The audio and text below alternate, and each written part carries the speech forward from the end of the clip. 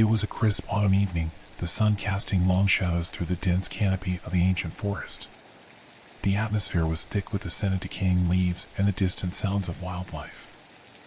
I embarked on a solo hike, seeking solace in the serene beauty of nature, far away from the demands of everyday life. As I ventured deeper into the heart of the woods, the towering trees seemed to envelop me in a world untouched by time. The tranquility of the surroundings was interrupted only by the occasional rustle of leaves underfoot. The fading daylight painted a mosaic of warm hues on the forest floor, creating an ethereal ambience. It was during this solitary exploration that I stumbled upon a structure that stood inconspicuously among the ancient trees, a cabin, weathered by time and hidden from prying eyes. Strangely, the cabin was absent from any map I had consulted before my journey, as if it existed in a realm separate from the known world. Intrigued by the mysterious discovery, I cautiously approached the cabin's creaking door. The hinges groaned in protest as I pushed it open, revealing a dimly lit interior steeped in an unsettling stillness. The air inside was thick with an indescribable tension, and an otherworldly hush seemed to permeate the very walls. As my eyes adjusted to the dim light, I noticed an array of photographs adorning the cabin's walls. To my shock, the images depicted moments from my own life, scenes of me at different stages, engaging in mundane activities or captured in candid moments. Each photograph was accompanied by a date, meticulously inscribed in a shaky hand, and a chilling message that foretold events yet to unfold. The realization that someone had been observing my life with an eerie precision sent shivers down my spine. The foreboding messages hinted at a future that was both ominous and uncertain. Fear gripped me, and a sense of vulnerability settled over me like a suffocating fog. The eeriness of the cabin intensified as I explored further. Odd symbols adorned the walls, their meaning elusive and disconcerting. The air grew colder, and an oppressive weight hung in the atmosphere.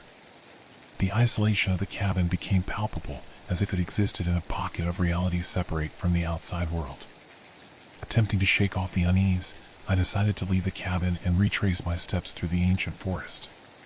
Yet, as I stepped outside, the atmosphere seemed to have shifted. The once familiar surroundings now appeared distorted, the trees looming like silent sentinels in the fading light. With each step, the forest seemed to close in around me, the shadows growing darker and more ominous. The unsettling feeling of being watched persisted, and my senses were heightened to every subtle sound. It was as if the very essence of the forest had become an entity, observing and waiting. As I hastened my pace, the distant echoes of footsteps seemed to pursue me. Panic set in, and I felt a growing certainty that I was not alone in the ancient woods. The unseen presence shadowing my every move intensified the horror of the situation, and my breaths became labored as I struggled to escape the encroaching darkness. Eventually, after what felt like an eternity, I emerged from the ancient forest, the canopy of trees giving way to the open expanse beyond. The oppressive atmosphere lifted, but the memory of the isolated cabin and its chilling revelations lingered in my mind. To this day, the inexplicable encounter haunts my thoughts, leading me to question the boundaries between reality and the unknown. The photographs and their ominous messages remain etched in my memory, a chilling reminder that some mysteries are best left untouched in the depths of the ancient forest.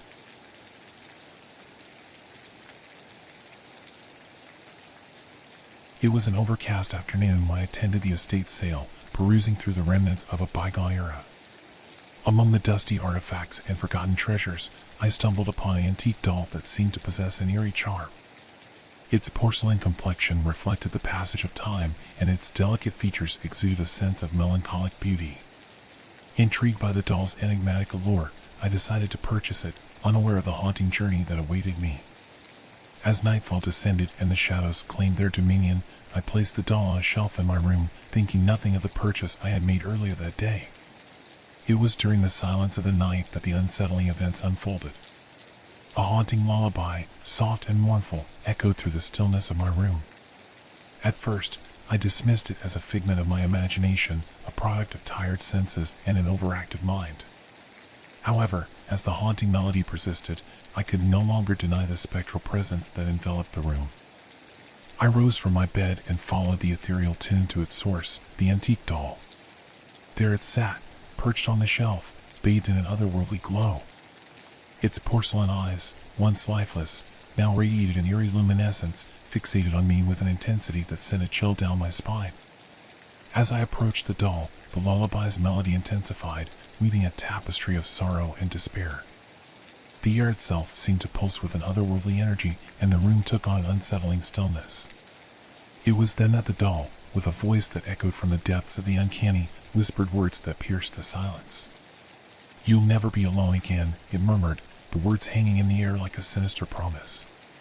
The room seemed to close in around me, and the weight of an unseen presence settled on my shoulders. Fear gripped me, and a sense of vulnerability washed over me as the realization dawned that I was no longer in control of the situation.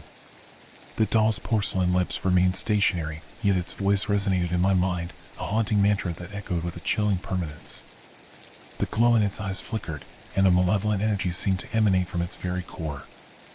I recoiled, torn between the urge to flee and the inexplicable compulsion to understand the sinister force at play.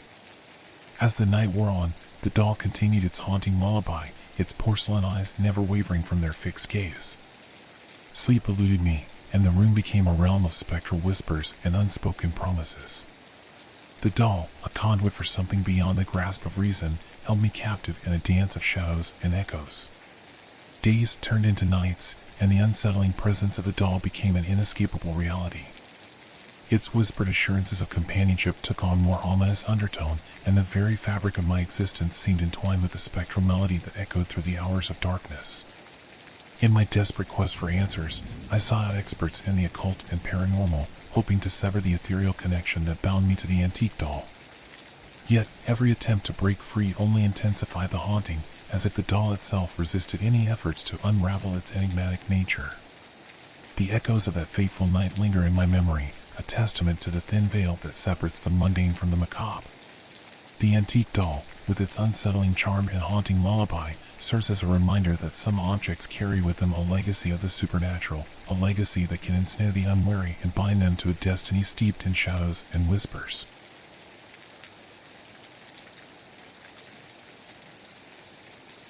It was a cold and moonless night when a cryptic radio signal pierced through the static, disrupting the usual frequencies with an urgency that demanded attention. Intrigued and compelled by the mysterious transmission, I embarked on a journey that would lead me to an abandoned radio station hidden in the desolate outskirts of town. As I approached the decrepit building, the air grew heavy with an otherworldly tension. The entrance, adorned with rusted remnants of a once vibrant sign, creaked open with an eerie moan, as if welcoming me into the unknown.